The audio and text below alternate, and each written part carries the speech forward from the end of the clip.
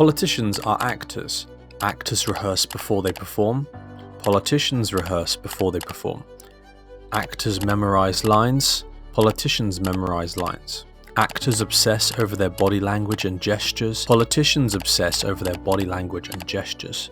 Do you ever get the sense that politicians don't seem like regular people? Do you ever feel as though they move and speak differently? That's because today most politicians that you see on screen have been given media training. Politicians are taught by media training experts about exactly how to move and how to act and gesture in front of the camera. These politicians will practice, watch their own footage back, practice again, get advice from experts, and practice again until they have perfected the art of appearing on camera.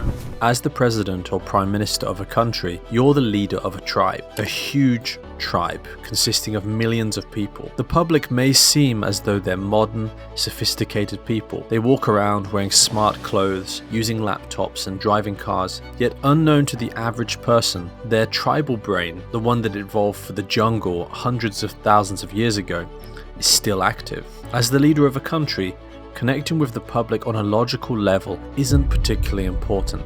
Instead, you have to make the public feel as though you're worthy of leading the tribe. If the public senses weakness, if they sense that you don't deserve your position as the tribe leader, they will start to rebel and your reputation will decrease in their minds. That's why it's vital that you have the body language of a leader. When two politicians meet, a silent power game of body language begins. The two politicians shake hands in front of an audience of millions of monkey-brained humans, and it's imperative that no signs of weakness are displayed to the minds of the populations they govern. A handshake between leaders is a huge photo opportunity, and any kind of weakness shown through body language here will subconsciously lead the public to feel as though their leader is weak and not worthy of being the so-called tribe leader. Leaders must shake hands firmly, making strong eye contact with the opposing leader. To have a weak, limp handshake or to look down during the handshake would be to sub-communicate to millions of people that you're a weak character who's not worthy of being the tribe leader. And remember, you're surrounded by journalists snapping photos of the interaction non-stop, photos that will appear right underneath headlines the following day. Do you want millions of people to see you looking down during a handshake while the opposing leader makes direct eye contact indicating his superiority over you? Ever wondered why politicians obsessively pat each other on the back? Well, just think about it. Do you want to stand there flinching meekly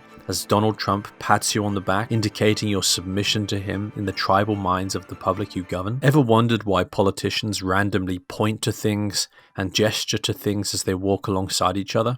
Well, they know that the media will be choosing an image to go underneath the headlines the next day. Would it be better for them to leave their arms hanging meekly by their sides? Or instead, to point at something, indicating a sense of purpose and direction? When a politician points to something, they're probably pointing at absolutely nothing. When they come on stage and start waving at individual people in the crowd, they're probably waving at absolutely nobody. It's all theatre. Donald Trump understands the importance of body language all too well. Although his overzealous so-called alpha male tugging handshakes may seem completely ridiculous, they do indicate a sense of strength to the public. When he does these kinds of handshakes, he may be seen as silly, as a clown, or as ridiculous, but he will never be seen as weak. After all, even if his handshakes are seen as silly, the sheer audacity of tugging on the arm of the French president to the point that he nearly topples over is a sign of strength, if nothing else. Here you can see Trump pulling the Japanese president towards him to make himself look dominant over him in snapshots like this.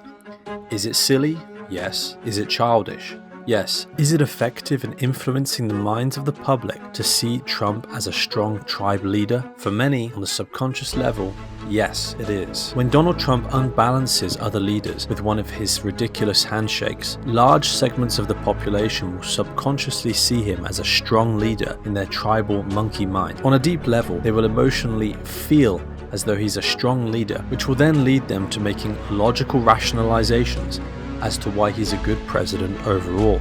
Lip biting, ventilating behavior such as pulling on your collar, or any other kinds of behaviors that indicate signs of distress need to be avoided at all costs. Any kind of blocking behaviors, such as behaviors that block the neck, the chest, or any other vital organs of the body, must be avoided. Any self-soothing behaviors, like face touching, are indicators of nervousness and weakness and must be avoided at all costs. To do any of these things on national television would be to subconsciously indicate to your population that you're not fit to be the leader of the tribe. That's why politicians hire media training experts to help them conduct their body language in a way that convinces their population that they're fit to be the tribe leader.